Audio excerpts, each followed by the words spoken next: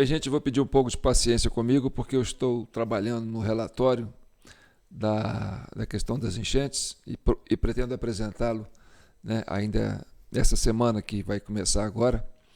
Mas hoje trazemos aqui um tema tão importante quanto, e tem a ver com, né, a questão da liberdade de expressão, com a democracia, o Estado democrático de direito, né, e uma possível ditadura aí que nós estamos vivendo, tá certo? O que está acontecendo, antes de eu entrar no assunto propriamente dito, é que eu falei no último vídeo, né, que o Bolsonaro tinha saído do assunto da imprensa, que eles pararam de tocar no assunto do Bolsonaro. Até parece que eles me escutaram e falaram assim: vamos botar o Bolsonaro de novo no assunto. Aí o Bolsonaro entrou, né, esquentando aquela velha notícia do negócio de joias, né? Aliás, é uma pergunta, né? Por que em vez de ficar perguntando, né, sobre as joias, pergunta para esses árabes por que eles ficam dando joias para os presidentes, né? Olha, que coisa, dá joia para presidente. Bem, então a questão é o seguinte: se tirar o Bolsonaro da mídia, né? Porque o Bolsonaro, quanto mais falava do Bolsonaro, mais ele estava ganhando base, né, eleitoral. E o que acontece? O Bolsonaro, né, já não cola nele essa pecha de é corrupto, blá, blá, blá, não cola nele. Então, ele sendo evidenciado na mídia, ele sendo um assunto na mídia, ele vai ser sempre lembrado, né? Ele vai estar sempre em evidência e vai estar, como se diz assim, né, capilarizando, ganhando, cacifando para fazer a sua campanha pelo Brasil afora para eleger os seus prefeitos, seus vereadores. Então a mídia, pensando nisso, esse pessoal que é do sistemão, fala assim: não, vamos parar de encher a bola do Bolsonaro, porque não cola. A gente falar a coisa dele não cola, então não adianta, porque não vai colar. E se ficar falando, vai ficar dando visibilidade pro cara. E se ficar dando visibilidade pro cara, o cara vai só fortalecendo, porque você não consegue convencer mais meio mundo, né, daquilo que a gente fala de Bolsonaro. Tá bom. Aí deram uma pausa no Bolsonaro. Só que, ao dar uma pausa no Bolsonaro, o que acontece? Cria um grande vazio dentro da imprensa. Um grande vácuo dentro das redações, dos editoriais, que tinha isso como, assim, uma obsessão, né? Perseguir Bolsonaro, aquela coisa toda, papapá, papapá. Então, ficou um vazio político. Um vazio de assuntos, de denúncia, aquela coisa toda, entendeu? E aí, como é que se preenche esse espaço? Virou o assunto virou o governo. E o governo é só escândalo em cima de escândalo. Ou seja, se o Bolsonaro sai de cena, fica só os podres do governo, desse sistemão aí. E aí, o que acontece? O pessoal fala assim: não, que porcaria de governo é esse? Que merda de governo é esse? Ou seja, manter o Bolsonaro como assunto na mídia, você vai, como diz assim, manter aquele espelhinho em pé, né, do pelo da pessoa, daqueles que já pegaram ranço com o Bolsonaro, que foi envenenado durante esses anos todos, né, com essa mídia que quis lacrar o homem. Então, esse pessoal se contenta: não, é Bolsonaro, então tá bom, qualquer coisa é melhor do que Bolsonaro. Aí o pessoal se contenta, tá certo? Essa fração pequena da sociedade. Então, falar para essa fração pequena da sociedade que o Bolsonaro é isso, aquilo, consegue manter essa fração pequena da sociedade, né, com uma certa aversão aos candidatos do Bolsonaro, tá certo? Mas o que acontece? O Bolsonaro já ficou imune, né, já ganhou imunidade a essas críticas. E aí, ele se tornando assunto, se tornando evidência, ele continuando nas redes, nas mídias, nos jornais, vai fortalecer ainda mais a marca dele, o nome Bolsonaro. Ninguém chuta cachorro morto, tá certo? Se você quer que o cara seja esquecido, é só não falar sobre ele. Mas se não for falar sobre ele, vai ter que falar sobre o governo. Falar o que desse governo? Falar o quê? Só tem coisa ruim para falar dele, tá certo? E aí, pronto, fica pior. Porque não tem aquele lastro, sabe?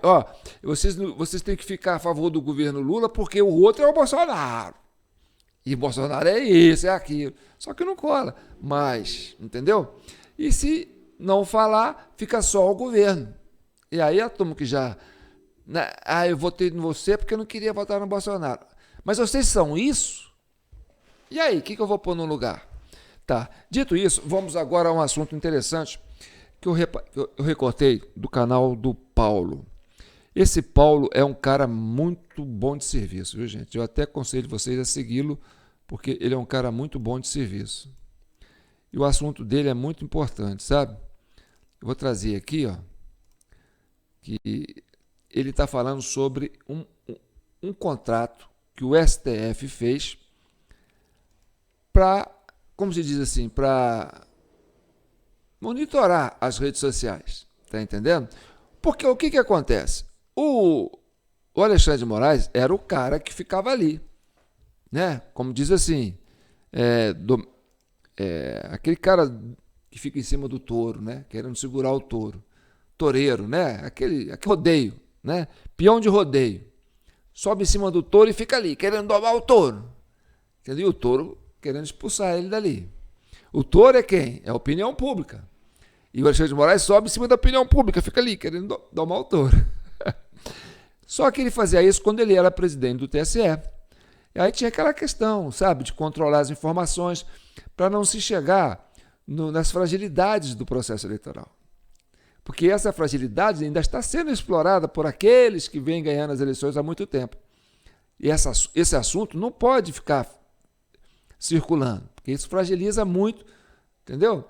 E aí compromete, porque eles ainda querem usar esse sistema de fragilidade para continuar elegendo os candidatos desse sistemão, que está aí há muito tempo.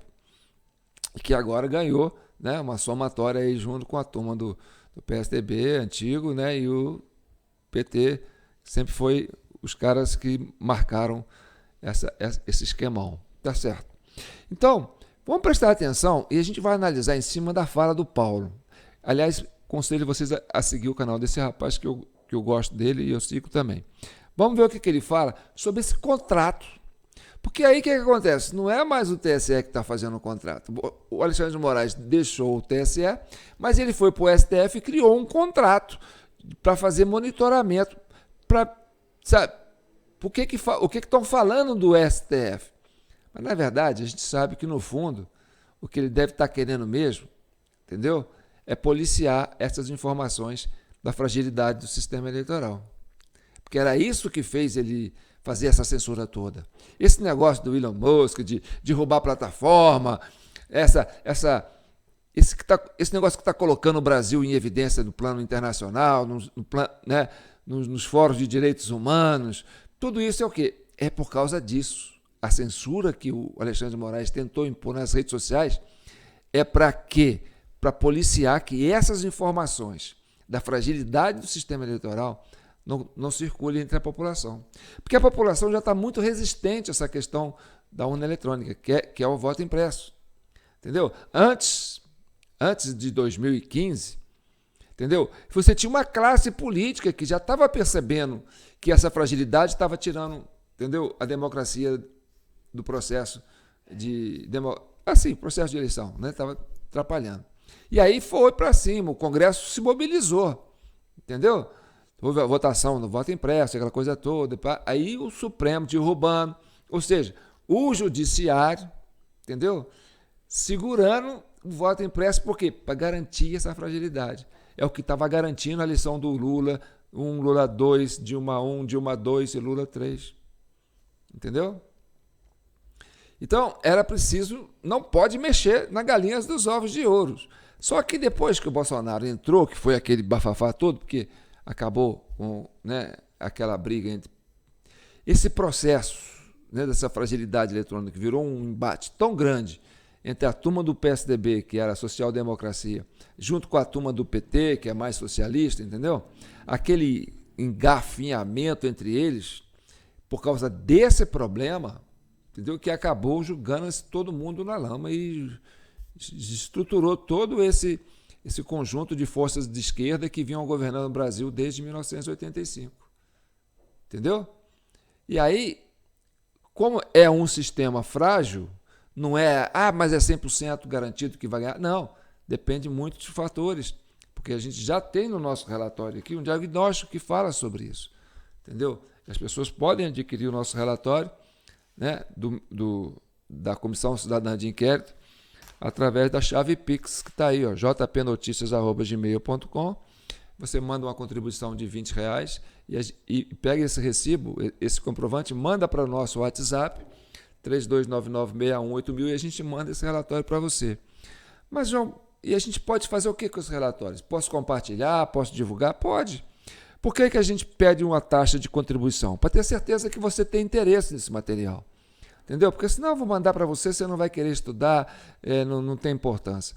Então, é importante que esse material caia na mão de pessoas que têm essa vontade de estudar a democracia brasileira, estudar a fragilidade do sistema eleitoral. Por quê? Porque a nossa proposta é pacificar o país, é trazer essa reforma capaz de resolver esse problema, tá certo? Então, como a gente conhece o problema da fragilidade e conhece aonde que o calo aperta, a gente consegue monitorar as ações que esse sistema de pessoas que estão querendo manter, né, essa estrutura de poder antiga ainda, querem se garantir em cima dessa fragilidade. Então, a gente aponta para você aonde estão as ações deles para poder manter ainda esse esquema em evidência. Vamos para o debate aqui, trazer o Paulo, que fez uma análise muito apropriada sobre esse contrato que o STF, eu acredito que Alexandre de Moraes é que puxou esse contrato, porque ele perdeu a ação dele lá no TSE, mas ele está puxando, ele falou assim, não, eu vou sair do TSE, mas eu quero garantir que essas informações sobre a fragilidade do sistema eleitoral não continuem circulando na rede social, porque a gente precisa usar esse sistema novamente para garantir a eleição de 2026.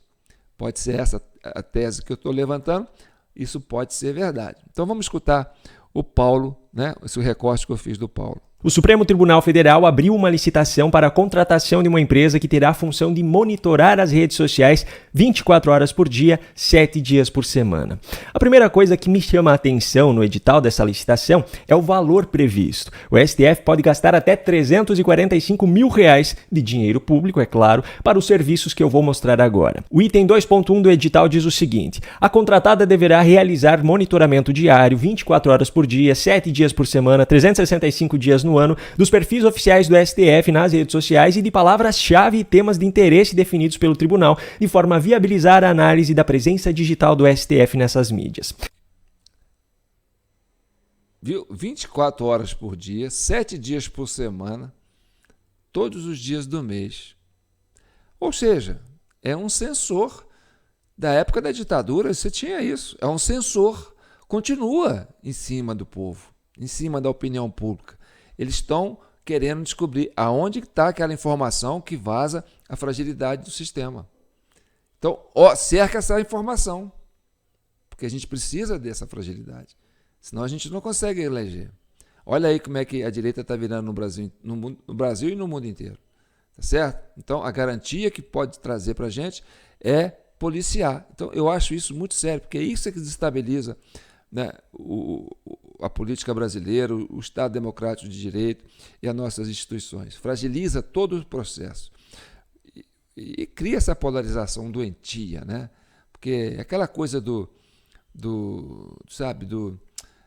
orientação sociopolítica. Você perde uma orientação sociopolítica. O que é uma orientação sociopolítica? Gente, tem eleição, tem esse candidato aqui que é uma bosta, tem esse candidato aqui que é ótimo. Vamos votar em quem? Vamos votar no ótimo. Tá. Mas se existe uma fragilidade no sistema eleitoral, tá certo? O que é? A turma que vai votar, vota no ótimo. Poucos foram votar nesse bosta, entendeu? Só que o sistema garante que alguém vai lá e enche de voto para esse bosta. E aí o bosta ganha. E aí a sociedade fica assim, num confronto entre si, porque fala, quem mandou você votar no bosta? Agora aguenta. Então, a sociedade fica sem esse norte, sabe? Ela perde o azimuth, ela perde a orientação, porque ela acha, eu fui desses valores. A sociedade, a maior parte da sociedade, votou nesses valores, nesses princípios, mas ganhou o outro. Aí você fala, a sociedade é uma bosta? A sociedade está podre? E não, pode ser fragilidade do sistema. Então você, em vez de ficar culpando o outro eleitor que fala, pô, tá vendo? Ó, quem mandou você votar no bosta, agora aguenta e tal. E aí você põe a sociedade contra a sociedade mesmo. Então, é uma desorientação social. Isso é grave. E é isso que eu venho percebendo ao longo dos anos. Tá certo? Então vamos continuar vendo aqui a análise do Paulo. Essa questão de presença digital do STF é reforçada no item 2.2.1, que fala em mostrar a evolução da imagem do STF. Vamos adiante. O item 2.4 do edital diz o seguinte: a contratada deverá emitir alertas imediatos sobre temas com grande potencial de repercussão, incluindo sugestão de providências a serem tomadas em tempo real ou com a maior brevidade possível no âmbito das redes sociais. Entendeu? Ou seja, monitora 24 horas por dia. Se aparecer alguém comentando, esse canal, por exemplo, esse vídeo agora vai cair lá. Entendeu? Talvez se você está vendo esse vídeo aqui, você é um privilegiado, tá certo? Você pode até compartilhar, mas você vai ver que ele não vai ter uma visualização muito grande. Por quê? Porque nós estamos tocando na ferida. Aquilo que o Alexandre de Moraes e que esse pessoal do STF, que bolou esse contrato aqui, está querendo monitorar, para que essas informações não vazem para a sociedade. Você está entendendo? Então, saiu isso, tá bom. Tá quanto tempo? Tá 2 horas no ar, já está com isso tudo? Derruba, tira o link, deixa ele, né? Deixa esse vídeo assim escondido, para as pessoas não acharem. Entendeu? Então, essa é a maneira que eu enxergo esse monitoramento que está sendo feito, e eu acredito que tem a dedo do Alexandre de Moraes nisso, e o sistemão, né? Porque interessa para todo esse sistemão que está aí. Então vai vendo. Vem cá, por que o Supremo Tribunal Federal precisa ser avisado imediatamente sobre temas com potencial de repercussão? Que medidas poderiam ser tomadas mediante esses avisos que não seja a censura de publicações? E esse edital ainda vai além. O item 2.5 diz o seguinte: a plataforma digital da contratada deverá identificar públicos, formadores de opinião, discursos adotados, georreferenciamento da origem das postagens, bem como avaliar a influência dos públicos, dos padrões das mensagens e de eventuais ações organizadas na web. O que isso quer dizer? Quer dizer que o STF quer ter acesso à identificação de tudo e de todos que falam sobre ele, inclusive a localização exata das pessoas que fizeram tais publicações. Você percebeu o tamanho do absurdo que é isso? Nem na ditadura tinha isso. Tudo bem que você tinha aqueles monitoramentos, sensores, né? Os caras que ficavam lá, isso aí é para quê? Para monitorar a oposição desse sistemão que está aí, desse governo que está aí. Entendeu? O STF, qual que é o papel do STF? Isso não está no escopo do STF. Não consta. Você pode pegar lá as atribuições do STF, isso não consta no STF. O STF é um órgão que está ali para fazer uma análise sobre o que é constitucional, o que não é constitucional, fazer uma avaliação, né, da interpretação do que é os assuntos que chegam ali, né, através da justiça, da primeira instância, da segunda instância, e eles vão fazer numa terceira avaliação, né, ou na quarta, porque ainda tem um STJ, né, se há condições de colocar essa sentença dentro de um espectro constitucional ou não. Mas aí você vai pegar essa turma que foi para lá, né? A maioria é advogado, que nunca foi juiz, sabe? Às vezes o cara era advogado de partido, advogado de sindicato, vai para lá, o cara era no máximo um advogado de porta de cadeia. Alexandre de Moraes também, o cara que começou só como advogado, nunca foi juiz, nunca sentou num lugar de juiz, em primeira instância. Não. Eu tenho uma dó de vocês que são juízes nesse país, porque estão acabando com a profissão de vocês. Tem uma meia dúzia aí que está fazendo um estrago na profissão de vocês que vocês não fazem ideia, tá certo? Então, eu acho que vocês deviam, começar a se posicionar com relação a isso. Porque, olha, é a história de vocês, é o trabalho de vocês, é a ferramenta de vocês, que é o material jurídico, né, os conceitos jurídicos, os códigos penais, né, o que é constitucional. Os caras estão abusando, sabe? Isso está acabando com as instituições, está enfraquecendo a democracia, está criando essa polarização doentia, porque as pessoas não aguentam ver isso. E você que é juiz, que estudou, sabe, que fez concurso público, que passou, que senta lá na sua poltrona todo dia para julgar, tá, e fazer o seu peso lá, contrapeso, para dar uma sentença. Mas você vê uns meia boca de advogado aí que assume um cargo de indicação e acha que senta em cima do Angelete para fazer discurso e acha que é o bom da boca, né? Então vamos continuar vendo aqui o que o Paulo está chamando a atenção para esse contrato. Mas eu fiquei aqui pensando, por que o Supremo Tribunal Federal precisa saber a localização de uma pessoa que fez uma crítica a ele? Que medidas o Supremo pretende tomar de posse dessa localização? E o item 2.6.3.4 do edital é ainda mais específico. Identificação dos principais formadores de opinião nas redes sociais que debateram sobre assuntos afetos ao STF, com análise de seu posicionamento, influência / capacidade de repercussão. E o último ponto que eu separei aqui para análise é sobre o que a empresa contratada deverá fazer em relação a cada rede social especificamente. Pegando aqui o exemplo do YouTube, o item 2.12 diz o seguinte: para o YouTube, a ferramenta deverá ter, no mínimo, as seguintes métricas: total de vídeos, visualizações de vídeos, tempo total visto, crescimento do tempo total visto, relação de like e dislike, crescimento absoluto de like e dislike, inscritos, crescimento de inscritos e taxa de visualização. O que isso quer dizer, pegando o exemplo do meu canal? A empresa contratada deverá entregar todas essas informações a respeito do meu canal ao STF. O que ou por que o STF precisa de informações como o crescimento de inscritos do meu canal só pelo fato de que eu abordei assuntos afetos ao STF? O que a instituição pretende fazer ao ter acesso a essas informações? Aliás, em que artigo da Constituição Federal consta que a Suprema Corte desse país tem o direito de monitorar de forma tão aprofundada pessoas que simplesmente debatem sobre ela? Bom, diante de tudo isso, fica claro que criticar o STF passa a ser ainda mais perigoso para os cidadãos brasileiros. Por conta disso, mais uma vez eu me restringo apenas às perguntas. Como uma das instituições mais importantes na defesa da democracia, o Supremo não deveria estar adotando uma postura contrária à descrita nesse edital? Alguém consegue me explicar como esse monitoramento ininterrupto e completamente invasivo aos usuários pode fortalecer a democracia? Pois é, Paulo. Então é aquilo que eu venho falando, tá certo? No meu entender, tá? Isso aqui não é... o João tá falando que é... Estou falando no meu entender, no meu entendimento, tá certo? O Alexandre de Moraes teve que deixar o STF, né? E era pelo STF que ele fazia esse monitoramento nas redes sociais para impedir que essas informações sobre as fragilidades do sistema eleitoral viessem a público e comprometesse, entendeu? O processo eleitoral, o processo, né, de escolha democrática, né? Porque uma coisa é você ter um processo que escolhe democraticamente, que é límpido, transparente, né, e seguro. Aí você está bem. Agora, quando você não tem isso, quando a estrutura de poder hoje tenta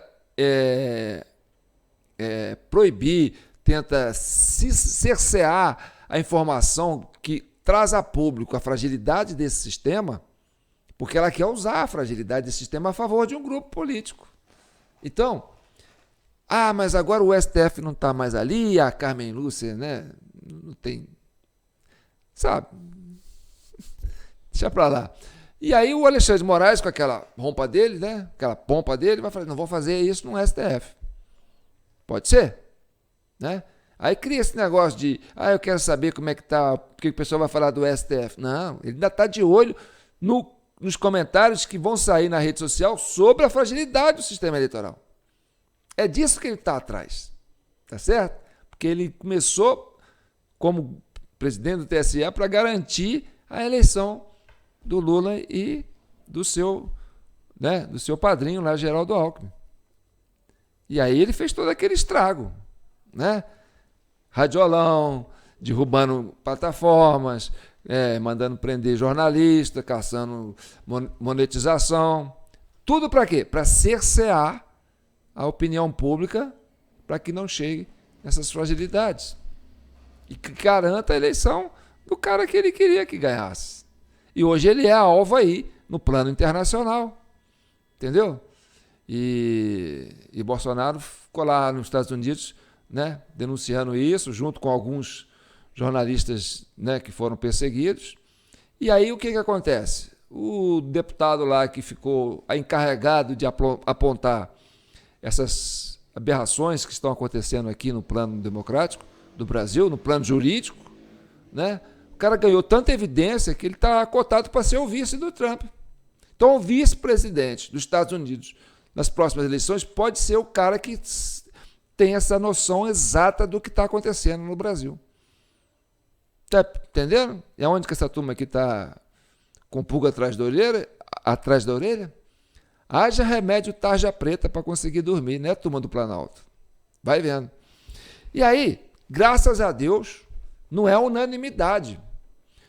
Tem lá ministros no STF que já está batendo de frente, sabe? Porque, tem cara que estudou, tem cara que passou em primeiro lugar, foi juiz, está ali ainda. E o cara fala, pô, não estraga a minha profissão, não estraga a minha instituição. Vocês vieram para cá para fazer lambança?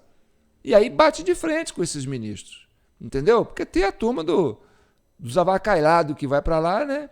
E tem a turma dos certinhos, os caras que têm boa intenção. Você vem para cá para sacanear, pô, cai fora, chamou a atenção do cara. Nós vamos ver isso aqui. Mas nós vamos ver também a ironia de um desses ministros, que já foi advogado, nunca foi juiz, né? Já foi advogado do PT, mas nunca foi juiz, que, sabe, o cara parece que não tem noção. Estou falando do Dias Toffoli. Olha como é que ele tratou essa questão desse contrato aí, né, de monitoramento da rede social, que o Alexandre de Moraes provavelmente tenha sido ele que buscou isso aí para o STF, né? E aí, olha só, ainda faz de forma irônica, sabe? Quando o assunto é sério e o cara ri, sabe? Você fala assim, não tem cabimento. É o fim da picada, tá certo? Brasileiro hoje tem que ser sério. Quando o assunto é sério, tem que falar sério, tá certo? Olha só como é que esse cara trata essa questão desse contrato aí. Então, eu sei que tomei bastante tempo da corte, mas como geralmente, na média, eu costumo seguir ou o relator ou a divergência, eu penso que, na média de tempo, eu tenho algum crédito nesse plenário para me pronunciar. O nosso censor-geral da República está aqui a duvidar disso. O nosso censor-geral da República está aqui a duvidar disso. Você está vendo? Você paga um salário violento para um cara desse, fazer uma piada sem graça dessa, ele estava se referindo ao Alexandre de Moraes. Você vê que no fundinho você escuta o áudio do Alexandre de Moraes. Então, o que é o Alexandre de Moraes, segundo o Dias Toffoli? O censor-geral da República. Dá para você?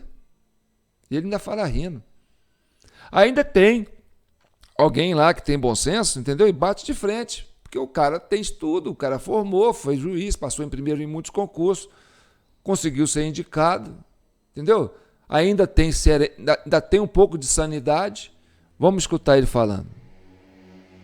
Também não se podem desconsiderar as críticas, o Luiz Toffoli tocou nisso agora, as críticas em vozes mais ou menos nítidas e intensas de que o Poder Judiciário estaria se ocupando de atribuições próprias dos canais de legítima expressão da vontade popular, reservada apenas aos poderes integrados por mandatários eleitos.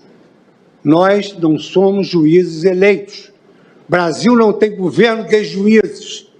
E é por isso, e aqui foi mencionado pelo ministro Dias Toffoli, que se afirma e se critica com vozes intensas o denominado ativismo judicial. E eu sempre digo, nós não temos de fazer pesquisa de opinião pública. Não, nós temos que aferir o sentimento constitucional do povo.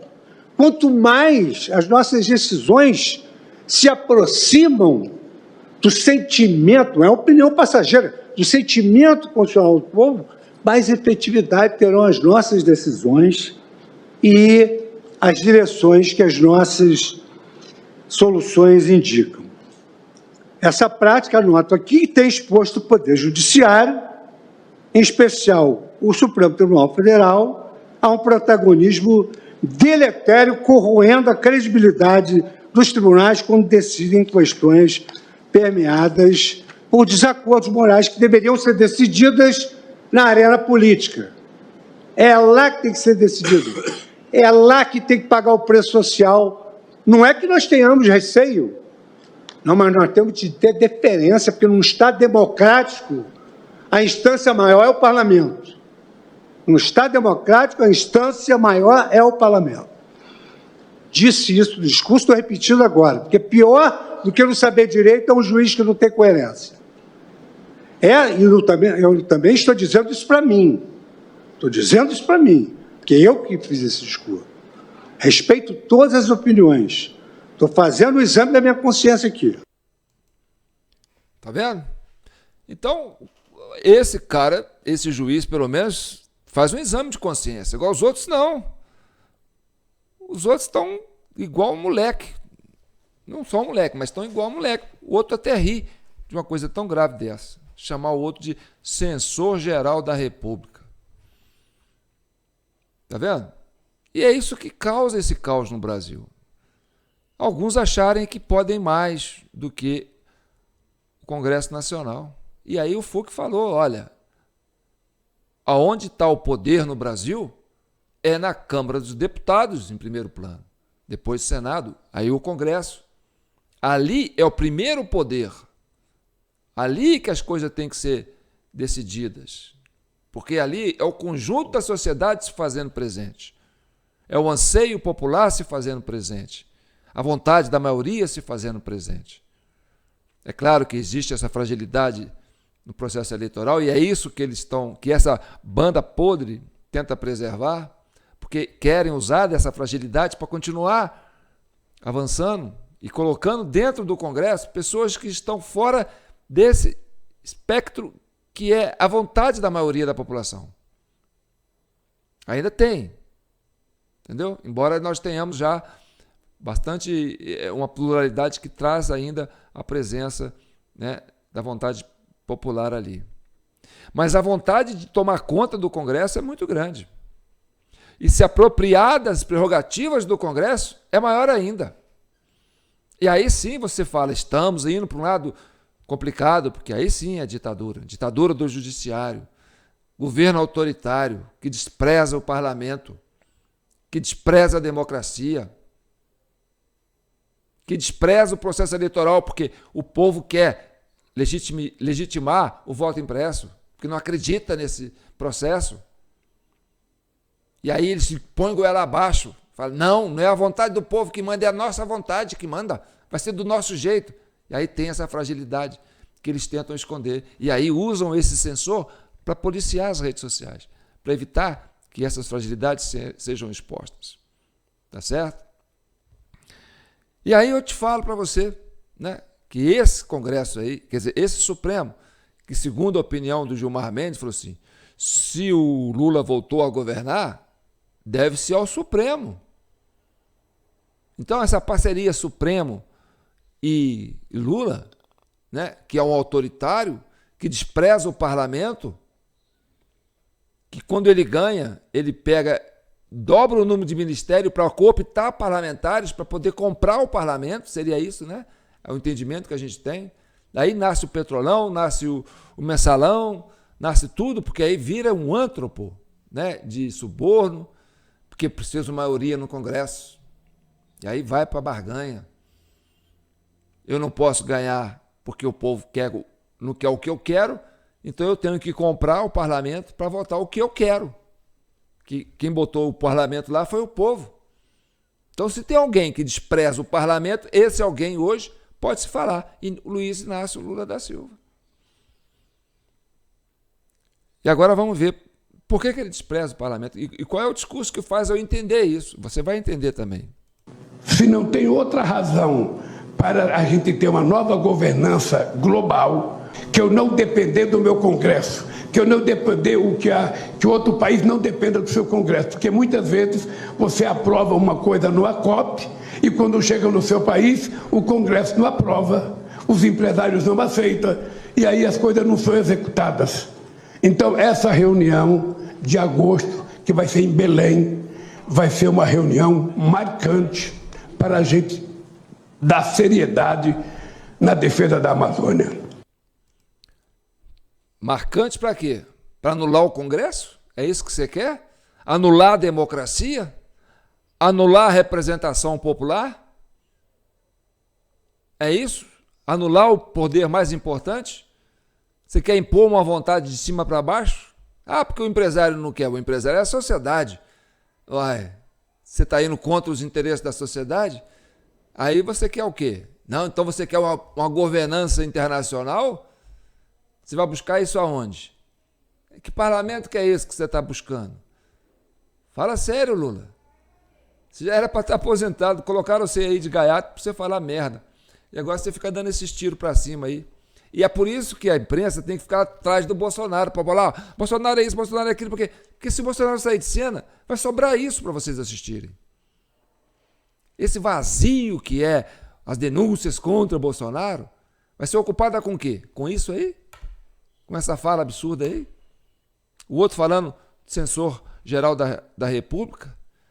O outro falando que o parlamento tem que ser desprezado? Sério? É o que tem para eles. Tá vendo como é que tá difícil? Gente, tá aqui minha chave Pix, jpnoticias@gmail.com. Estou trabalhando no relatório sobre os fenômenos sobrenaturais que aconteceram no Rio Grande do Sul, tá certo? E eu falei há uns vídeos atrás aqui da CCI que, vocês estão por sua conta. O Rio Grande do Sul é o povo pelo povo, tá certo? Vocês viram aí, né? Fizeram uma comitiva de vários prefeitos do Rio Grande do Sul, vieram a Brasília, né? Foram ao Congresso, lá não foi recebido nem pelo presidente da Câmara, nem pelo presidente do Senado. Quem fez a cerimônia lá foi o Van Hatten. Van Hatten não, esqueci o nome. É aquele deputado gaúcho lá, né, que é muito combatente. E depois, visto que ali não tinha nada, foram a pé, em marcha, até o Planalto. E o Lula estava lá dentro. A gente veio aqui conversar com o presidente, nós somos os prefeitos do Rio Grande do Sul, queremos saber como é que vai ser essa ajuda para nós. Ou seja, bateu com a cara na porta. Não recebeu e nem deixou entrar. Tiveram que ficar cantando, né, o hino lá do Rio Grande do Sul. E é uns caras bacanas, né, uns prefeitos bacanas, né? Os caras gente boa. Aí eu falo para vocês, não vejam no perfil desse governo federal, entendeu? O parceiro. Veja como o agressor. Então, se eles viram as costas para vocês e não querem ouvir, não querem falar, é porque, meu amigo, eles não os consideram como parceiros, tá certo? E eu sou João Paulo Guimarães, falando direto de São João del Rei, capital brasileira da liberdade. Aqui é Minas Gerais, e Minas é um estado de espírito. Libertas, ainda que tardia. Esse é o compromisso de Minas. O primeiro é com a liberdade. E segundo é com o povo gaúcho, que também luta por liberdade. Então nós vamos trabalhar juntos, de mãos dadas, com esse povo gaúcho, que é gente boa pra caramba, e vamos avançar, né, para resolver essa questão que é muito grave. Perdemos vidas ali. Perdemos mais de 1000 vidas, né, com esse mosquitinho aí, né, e o governo esconde. Não tem mais pandemia, né, não tem mais genocídio. É um caso sério. Por isso que eu falo, você depende muito desse trabalho individual de brasileiros, assim como a CCI, como outros canais, como o Paulo, entendeu? Que possa trazer para você um pouco de serenidade para você entender que mundo que nós estamos vivendo. Porque se depender desse sistema podre que está aí, então enquanto a gente tiver bambu, vai haver flecha. Não é assim que falam os índios? Então, enquanto a gente estiver recebendo o apoio de vocês aqui, ó, qualquer valor que vocês possam mandar aí para a Comissão Cidadã de Inquérito, nós vamos estar aqui como sentinela, né? Democracia, liberdade é vigilância permanente, tá certo? Não vamos nos dispersar, ninguém larga a mão de ninguém, brasileiro por brasileiro, né? Uma mão lava a outra, é o povo pelo povo. É assim que nós vamos resgatar as nossas instituições e o nosso processo democrático, que está há muito tempo viciado. Fique com Deus e que Nossa Senhora, o manto de Nossa Senhora, continue abraçando e protegendo e acolhendo todos vocês. Compartilhe, comente, tá certo? Se inscreva no nosso canal, curta esse vídeo, porque esse vídeo vai precisar muito da sua boa vontade, porque ó, já está lá naquela empresa, meu amigo, eles vão fazer tudo para segurar esse vídeo. Essa é a regra, entendeu? Esse é o método, mas você ainda pode fazer por onde? Eu fiz por onde? Fazer esse comentário. O Paulo fez o comentário dele. Ajude a multiplicar essa visão de mundo que a gente quer que se espalhe pelo Brasil. Um abraço.